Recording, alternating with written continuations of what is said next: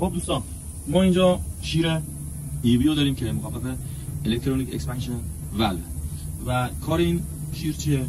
این شیر توسط فیدبک هایی که سنسور به بورد میده و بورد به این شیر دستور میده، توسط این فیدبک ها مقدار دبی خروجی مبرد رو تنظیم میکنه. یه سوزنی داخلش داره که بالا پایین میکنه و مقدار عبور مبرد رو تنظیم میکنه. چون دستگاه ما اینورتره، اصولا نمیشه فقط گفت رو اینورتر این شیر هست، چون قدیم روی یه سری از دستگاهی که چند پنل بود، ولی الان فقط روی اینورتر هستش.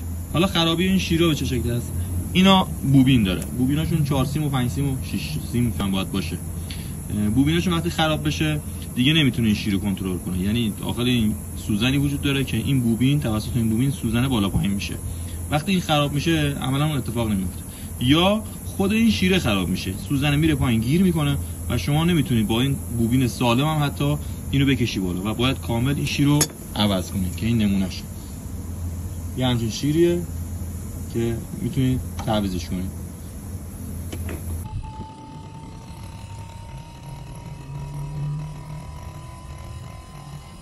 خب ما قبل از اینکه این ایوی رو عوض کنیم، وقتی دستگاه رو روشن کردیم، دهش ما کلا کار نمی‌کرد و خط ساکشن ما که وصل بود گیجمون رو کلا می‌کشید پایین و به صورت پمپ هم کار می‌کرد و گیج رو میآورد زیر صفر، یعنی انگار داره گاز رو جمع می‌کنه دستگاه.